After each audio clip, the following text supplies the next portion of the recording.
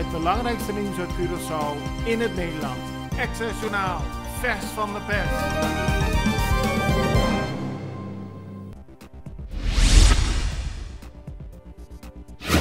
De Hoge Raad heeft vandaag geoordeeld dat voormalig minister-president Schotten 2 miljoen gulden terug moet betalen aan de staat. Door ambtelijke corruptie en witwassen werd Schotten in maart 2016 onherroepelijk veroordeeld tot een gevangenisstraf van 3 jaar. Als bijkomende straf werd hem 5 jaar lang het kiesrecht ontnomen. Volgens de rechter heeft Schotten hoge geldbedragen aangenomen van een bevriende Italiaanse zakenman. Deze geldbedragen waren bedoeld om hem te bewegen tot een tegenprestatie. In de cassatieklachten werd getwijfeld aan het feit dat Schotten voordeel heeft verkregen van deze giften. Onder meer omdat de bankrekening waarop het geld gestort werd niet op zijn naam stond. Ook zou het Hof onvoldoende hebben gestimuleerd dat er genoeg aanwijzingen bestaan voor de beschuldigingen. De Hoge Raad vindt de cassatieklachten ongegrond en ze roepen geen juridische belangrijke vragen op. Met de uitspraak van de Hoge Raad is de oplegging van de ontnemingsmaatregel definitief en moet Schotten 2 miljoen terugbetalen. Ik heb nooit gezegd dat Coho van tafel moet. Wel dat er heronderhandeld moet worden. Dat verklaart minister-president Gilmar Pik-Pissas tegenover de Extra. Tijdens de verkiezingscampagne afgelopen maart werd duidelijk dat politieke partij MFK tegenstander was van Coho. De premier benadrukt dat hij zijn volgers en degenen die op MFK gestemd hebben niet bedrogen of voorgelogen heeft, aangezien hij vooraf gezegd heeft dat ze opnieuw in onderhandeling zouden gaan over Coho, maar niet dat Coho van tafel moet. De richting die de partij gekozen heeft is heronderhandelen van de Coho, benadrukt Pissas. En als iemand kan bewijzen dat hij gezegd heeft dat Coho van tafel moet, dan treedt hij zonder tegensputteren af als premier, verklaart Pissas tegenover de Extra. Na Colectra, nós toma tempo para servir ora com mais de comunibo. Llama-nos centro de cliente na telefone 0800-035 de Jaluna para Jabierne voor die setor de mente te cu setor de noche para turno serviço nan of patrão cita. Se você transita para Jasabra, também por hora. Por escolher para trabalhar, riba aqualectra.com e aproveitar a mesura, põe o documento na cerca para visita cerca nós, vai mais fácil. Sim, Aqualectra, seu centro de cliente, está claro para servir na momento que você comini a bo.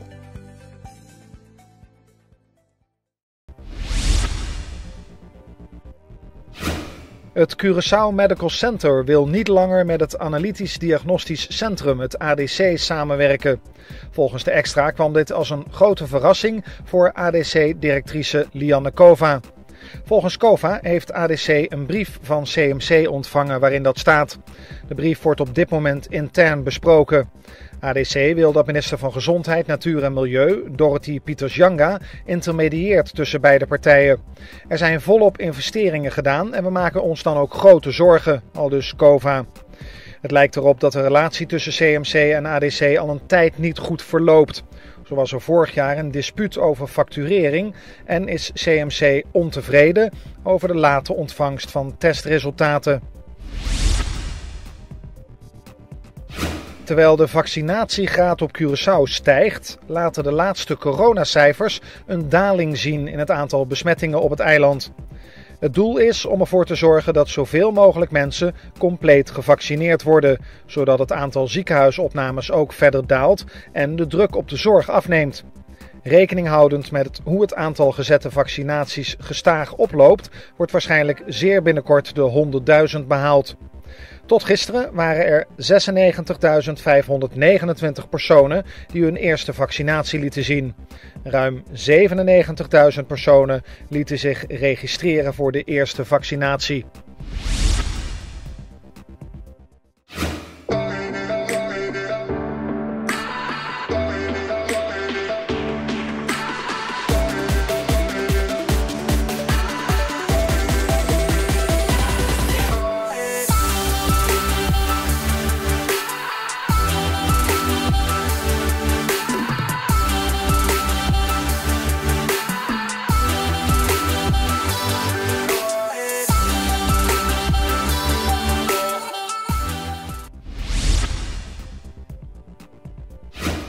Bij Awassa, naast het Brionplein in Otrobanda, is gisteren de sloop begonnen van de marktkraampjes. De overheid concludeerde eerder dat de verroeste kramen niet meer veilig zijn. De kramen waren slecht onderhouden, waardoor de ijzeren tafels uit elkaar vielen. De veiligheidsinspectie bepaalde daarom dat er geen commerciële activiteiten meer konden plaatsvinden bij de kraampjes. De verkopers verhuizen voor de komende 2 weken naar de Chakapriluskade, het Molenplein, het Wilhelminapark en een andere locatie op het Brionplein. Als de sloop is afgerond, mogen de verkopers weer terugkeren naar de gebruikelijke plek aan het water. Bonaire viert deze maand de Maand van Toerisme. Afgelopen zaterdag werden aankomende passagiers verwelkomd met muziek. Het was voor de bezoekers ook mogelijk om op de foto te gaan met Bonaireanen, gekleed in traditionele folkloristische kleding. Als blijk van waardering ontvingen de bezoekers een welkomstgeschenk. Alle bezoekers die op zaterdagen Bonaire binnenkomen deze maand ontvangen een warm welkom. Afgelopen vrijdag heeft Bonaire na 18 maanden het eerste cruiseschip ontvangen. En daarmee is het cruiseseizoen weer geopend. Na lange afwezigheid komt restaurant Denny's terug op Curaçao. De Arubaanse franchise-eigenaar heeft besloten weer een vestiging op het eiland te openen. Het restaurant was tot 2018 gevestigd op het parkeerterrein van het voormalige Holiday Beach Hotel in Otrobanda. Denny's was 24 uur per dag geopend voor ontbijt, lunch en diner. Toen het Corendon Resort werd gekocht, moest het noodgedwongen de deuren sluiten. Denny's komt in de Eden Mall op de Caracasbaaiweg, waar voorheen de Burger King gevestigd was. Denny's telt wereldwijd ruim 1700 restaurants, waarvan de meeste in de Verenigde Staten gevestigd zijn. Het belangrijkste nieuws uit Curaçao in het Nederland. Access Journaal, vers van de pers.